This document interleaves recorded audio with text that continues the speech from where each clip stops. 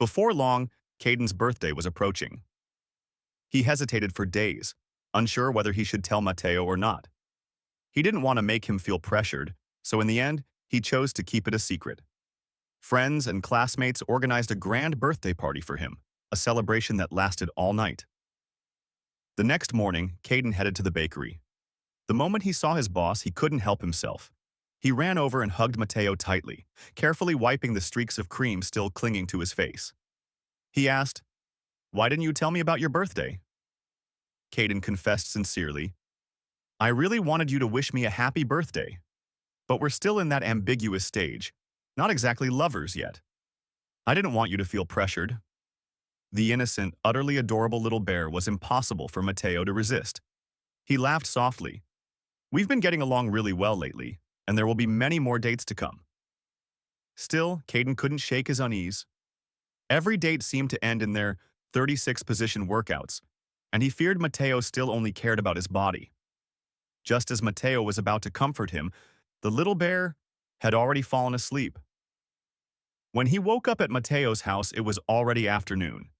He quickly changed into his uniform and dashed back to the bakery, panting. Seeing him in such a hurry, Matteo called him into the office. Thump. He gently pressed Caden against the wall. Caden wondered what his boss was up to, but all Matteo did was straighten his clothes, then smiled warmly. "After your shift, I prepared a special birthday cake for you."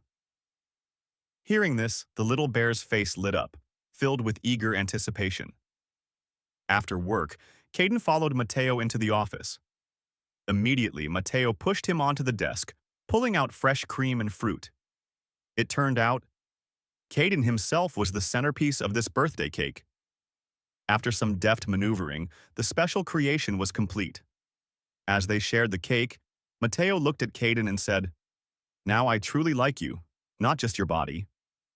But because I've been hurt so much in the past, I decided I wouldn't fall in love again. If we're to start a new relationship, I need some time to be certain of my feelings." The two agreed.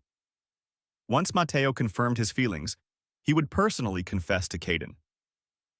The next day, Matteo wanted to introduce Caden to Logan. He had once said that Logan was like a father figure, always listening to complaints, offering comfort, and giving advice. Thus, Caden attached great importance to this meeting. In his heart, he had only one thought. "I must have Dad's approval before I can bring Matteo home." The bakery next door had been under renovation for a whole month. Although it affected business, Matteo said he had developed a great deal of patience with construction. After all, it was during this time that he had met Caden. Just as their feelings were about to overflow from the small space of the bakery, an unexpected customer walked in. A man with golden hair holding a bouquet of flowers. He passed Caden without a glance and went straight to Matteo saying, "It's been a long time." Alarm bells immediately rang in Caden's heart. He wanted to see who this man really was. Surprisingly, Matteo acted as if he didn't know him. The dazed expression from earlier had only been because he had been captivated by the man's appearance. But then, the golden-haired man took out a small bear-shaped keychain. Matteo froze, unable to believe his eyes. Memories from his childhood rushed back all at once. The two embraced each other joyfully. Matteo introduced him to Caden, his voice thick with emotion. "This is my childhood friend, from before I moved in with my grandmother. I never expected to meet again, and that he'd have changed so much."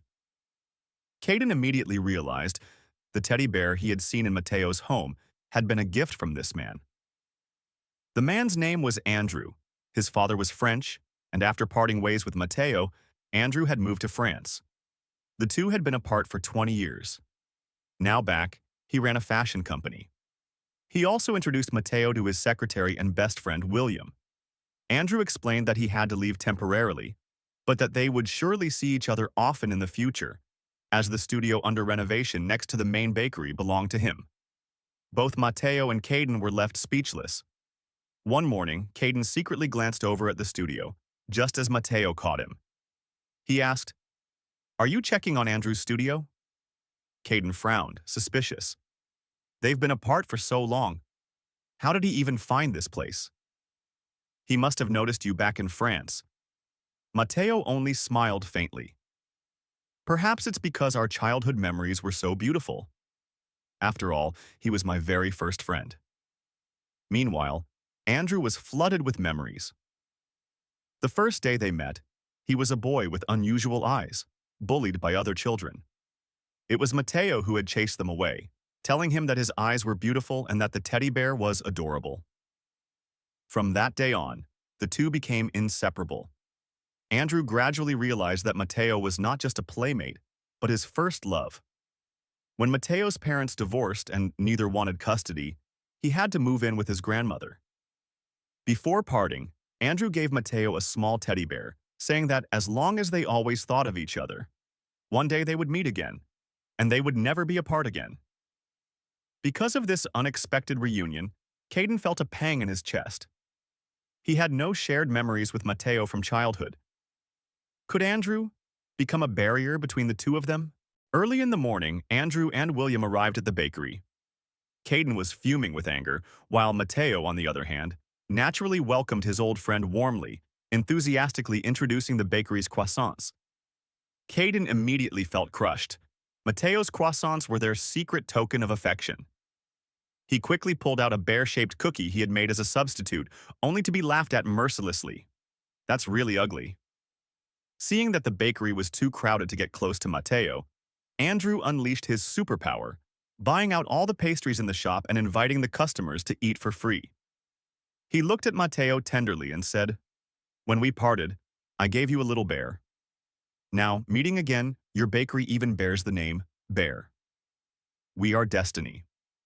Tasting Matteo's croissants, Andrew immediately became addicted to their flavor and frankly confessed his feelings, hoping to become Matteo's lover. At this point, the little bear, Caden, was at the peak of his anger. Seeing the situation escalating, Matteo quickly came up with a flimsy excuse to decline. "Sorry, I have a special preference regarding letters. I'm not compatible with a gentleman like you."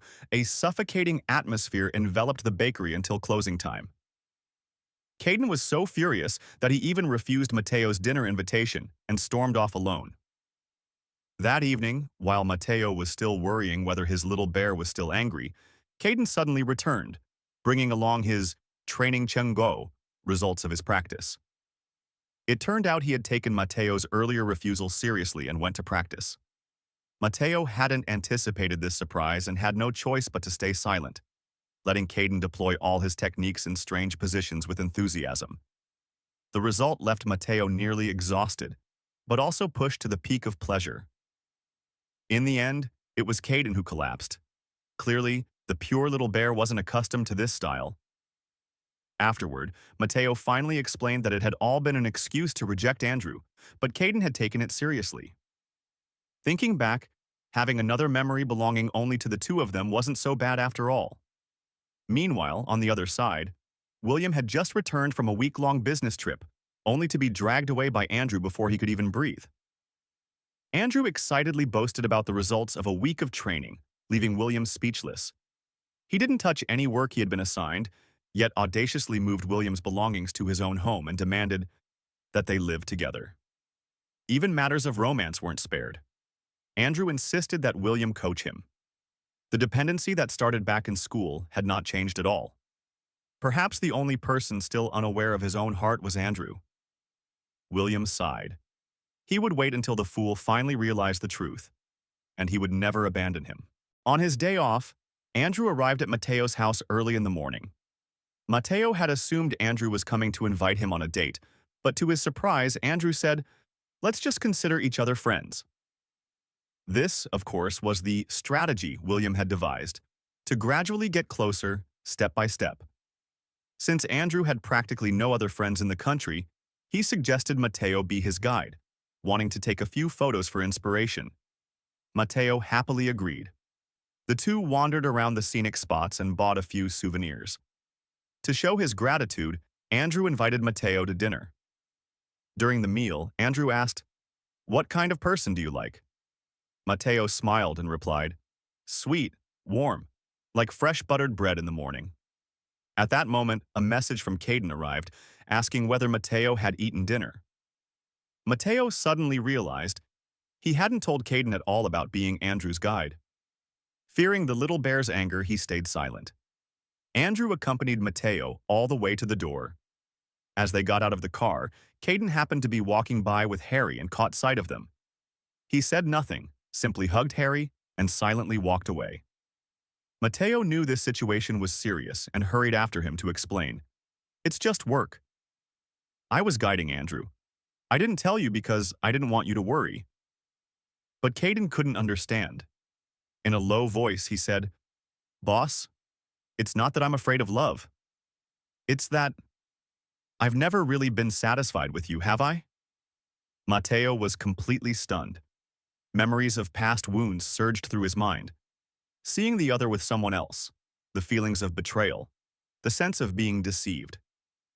And today, it seemed he had once again made the little bear experience it all. The next morning, Mateo called one of Caden's friends to ask if he had seen him. The friend replied, "We're about to go to Japan for training." Caden already told you last month. Mateo was dumbfounded. He had completely forgotten about this. Meanwhile, Caden's mood plummeted. He asked himself, "Am I really not good enough? Is that why the boss doesn't like me?" At Andrew's house, William was carefully tending to the plants. Andrew, just finished with his shower, casually picked up a notebook and unexpectedly opened a photo of the two of them back in school. The two of them tugged playfully, and in the process glanced out the window. They saw Mateo silently taking out the trash, his figure seeming completely soulless. After 4 days apart from Caden, Mateo hadn't eaten well, couldn't sleep, and his energy had already been depleted. Andrew and William rushed out in panic to check on him. Could he hold on any longer, waiting for the little bear to return to his side? Mateo woke up at Andrew's house, and William brought him a steaming bowl of potato soup. The two of them gently asked about what had happened. In that instant, Mateo broke down, crying uncontrollably. He admitted that he had hurt Caden and missed the best chance to apologize. Now, he truly didn't know what to do. Andrew calmly said, "Timing is just an excuse. There's no such thing as the perfect moment. What matters is your determination."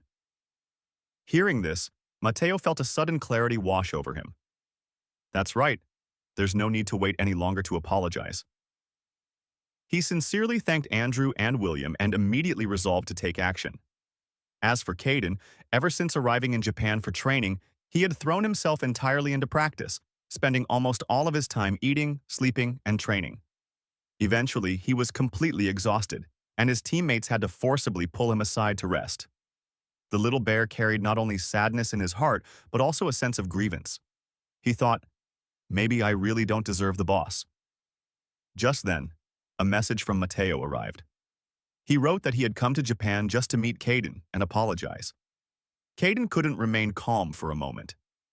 He asked his teammates to cover for him, then sprinted off for an hour straight, dashing through the cold winter air. He wore only a short-sleeved shirt and had even forgotten his shoes.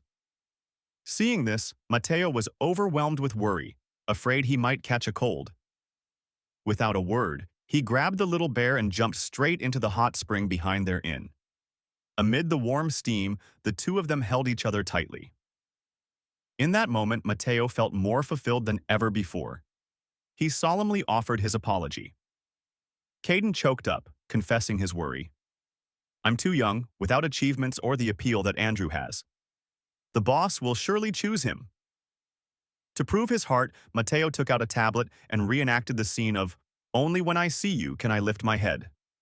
He proudly declared, "Only Caden can be my lover." At that very moment, the season's first snow began to fall. A fateful night had begun. The two of them went to a convenience store to buy food, stopped along the way to build a snowman, laughing and warming each other. Mateo thought, "The time has come. The promise from before, today, it must be fulfilled." He looked at Caden sincerely and confessed, "The rest of our lives are long. I want to hold your hand and walk with you, from youth all the way to old age." Caden softly said, "Boss, right now, I feel like it's just the two of us left in the world." A simple sentence, yet it dragged Mateo back into memories he wished to forget. Passionate confessions, a relationship full of patience, gradual compromises, and ultimately, brutal betrayal. 2 years spent mired in the mud of the past had made it impossible for him to take that decisive step toward Caden. A day after returning to the country, Andrew and William came to visit. Andrew handed over an invitation to attend an event for his brand. Through William's introduction, Mateo and Caden realized that Andrew was the son of a globally renowned fashion entrepreneur. This year, the brand ambassador he invited happened to be Mateo's idol. Mateo was so overjoyed he almost cried. But Andrew didn't stop there. He dropped a second bomb. He planned to invite Mateo's idol to film a bakery visit video. He smiled and said, "Being able to do these things for someone I like is an honor beyond words." Between Andrew and Caden, sparks seemed to fly in the air. Mateo, worried about the little bear's feelings, considered politely declining the proposal. But Caden said, "Boss, this is a rare opportunity. I'm no longer troubled by romantic matters. After all, the person you like is me. How can we compare one-sided feelings with mutual affection?" From that day on, Mateo became absorbed in brainstorming new desserts. His mind was constantly swirling with images of pastries and breads, thinking to the point that his creative inspiration began to drain. This couldn't go on. One evening after work, without any warning, Caden posted a shop-closed notice and immediately whisked Mateo away. Their destination, Mateo's grandmother's house. They arrived in the late afternoon. The house seemed empty. Mateo hurried to look for his grandmother. Unexpectedly, just as she stepped out of the bathroom, she bumped into Caden standing in the yard. The little bear greeted her politely. Grandmother sized him up from head to toe, giving a serious inspection. Finally, she handed him a piece of chocolate as a token of approval. Originally, Caden had no intention of staying, but he couldn't refuse her warm invitation. Thus, the three of them sat down to dinner together. What was meant to be a casual meal from grandmother turned into a feast, with flavors so delicious there was nothing to criticize. After dinner, seeing that she had prepared bedding, Caden had no choice but to stay the night. He was certain that within this warm, inviting home, Mateo would undoubtedly find a fresh source of inspiration. Early on the second morning in the village, the neighbor lady noticed Caden's clear, bright eyes, as if he were looking at the golden cow she had sold long ago. She immediately pulled him out to the fields to help with the plowing. Hearing that Mateo and Caden had come to the countryside to find inspiration, all the village women competed to bring them into their homes. The lady with the red hat gave them a pair of dried pink buns and pumpkin bread. The silver-haired woman pressed freshly picked apples into their hands, and the elderly neighbor added sweet potatoes and pumpkin candies. While helping the elders with the farm work, the two of them also harvested countless ingredients and ideas. After a long, exhausting day, they fell asleep. Their sleeping positions did not escape the notice of Mateo's grandmother. Before dawn the next day, she called the two of them awake and led them up the mountain. Under her guidance, Caden strained to roll a large stone aside, revealing a beehive filled with golden wild honey. Just then, a rustling came from deep within the forest. The scent of honey attracted a wild boar. To protect the hive, Caden risked himself to confront the boar. He managed to defeat the boar, but fell under Mateo's gaze. Back at the house, Mateo was still immersed in the sweet scent lingering in the air. Unexpectedly, his grandmother asked directly, "Do you like Caden?" To his surprise, she had seen through him, so Mateo poured out everything about his feelings. He had expected her to disapprove, but instead, she merely smiled. Is there anything more important in this world than his smile? Caden is wonderful. You must know how to cherish him. Mateo hugged her tightly, both moved and filled with guilt. After dinner, Caden helped Mateo apply an ice pack to his eyes, still swollen from crying. His grandmother brought out a dragon phoenix bedding set and a small box. Then, deliberately, she removed her hearing aid right in front of them. Mateo joked, "So this counts as being approved by Grandma. Basically our wedding night, huh?" Opening the box, inside were photographs documenting every stage of Mateo's growth. Caden was stunned, unsure what was happening. Mateo quietly said, "I already told Grandma that I like Caden. Consider it officially come out." At first, he had feared disappointing her, but the love she held for him was as vast as the sea. She only wished for his happiness. Now, Mateo felt strong within, no longer afraid of any challenge. Caden, in turn, was so happy he felt he could regard Mateo's grandmother as family. Mateo whispered, "This room is where I lived all the way through high school. And you are the first man to step in here. So, to commemorate it, should we do something adults usually do?" Mateo stepped closer to Caden, moving with deliberate precision. This was Caden's home turf, and Mateo was determined to make him submit completely. Caden panicked. Just across the wall was his grandmother's room. But Mateo didn't give him a chance to react. With a sudden flick of the switch, the lights went out, and he struck from the shadows. Caden barely had time to defend himself before he was completely overwhelmed. After everything settled down, Caden looked at Mateo seriously and said, "From now on, I can't work part-time anymore. I want to become stronger, so I need to devote myself entirely to training and judo competitions." Mateo, of course, gave his full support. At that very moment, inspiration struck him, and he came up with a new recipe.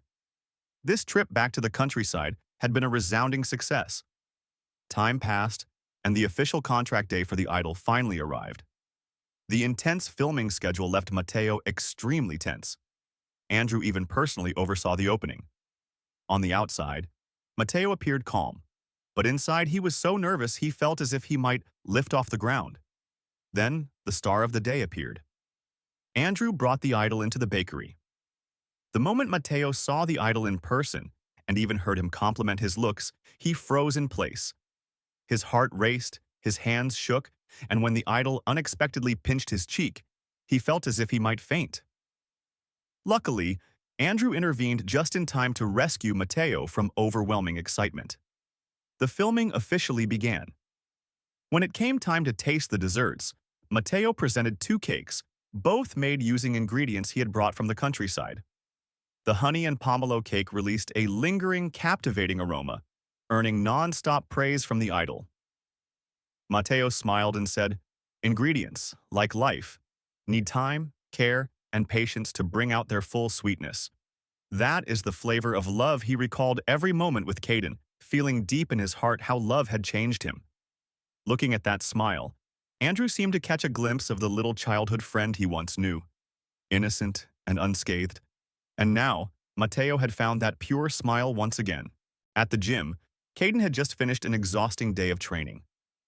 He glanced at a message from his boss, a photo of Mateo with the idol. He must be really happy, Caden thought quietly. As he stepped out of the gym, someone suddenly leapt onto his back.